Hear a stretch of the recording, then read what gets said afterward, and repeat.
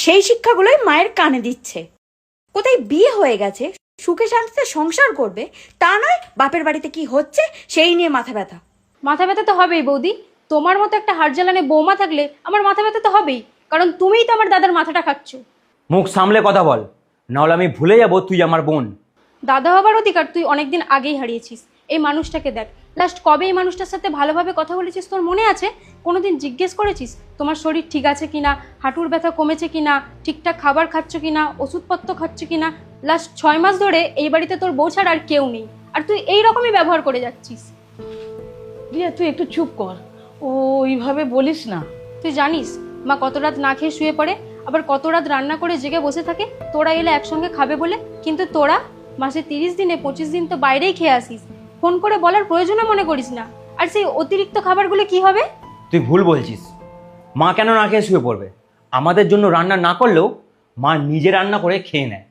আমি মানছি আমরা বেশিরভাগ বাইরে খেয়ে আসি, কিন্তু বাকি দিনগুলো ঘরে খেতে পারবো না? তুই কি ভেবেছিস এই 2 দিন মা একাই রান্না করে খেয়ে নিয়েছে? আচ্ছা দাদা, তুই ভেবে দেখ তো লাস্ট কবে বাজার করেছিলি? আর মাকে কোনোদিন জিজ্ঞাসা করেছিস চাল ডাল আলু পেঁয়াজ আছে কিনা? আর জিজ্ঞাসা করবিই বা কেন? তোদের দুজনের তো দিব্যি পেট ভরে যাচ্ছে। বাবু, রান্নার কিছু বাজার নেই, অফিস থেকে ফেরার সময় বাজার আর আমার ওষুধ। 1 মিনিট দাঁড়াও।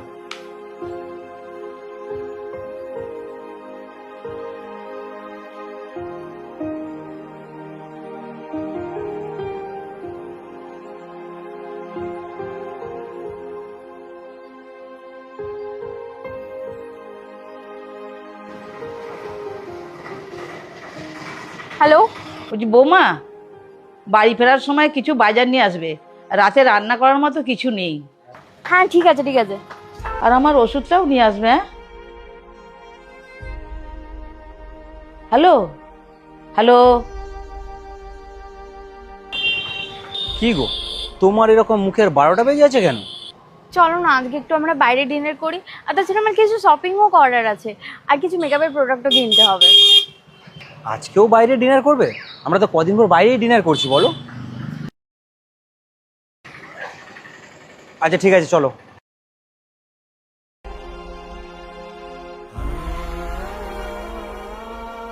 যাই হোক, আমি তোদেরকে এটাই বলতে এসেছি, মা এখন থেকে আমাদের বাড়িতে থাকবে। তোকে যে ছোটবেলা থেকে মানুষ করলো তুই তারই খেয়াল রাখতে পারলি না? এরকম চাকরি করার কোনো মানেই হয় না। চলো মা।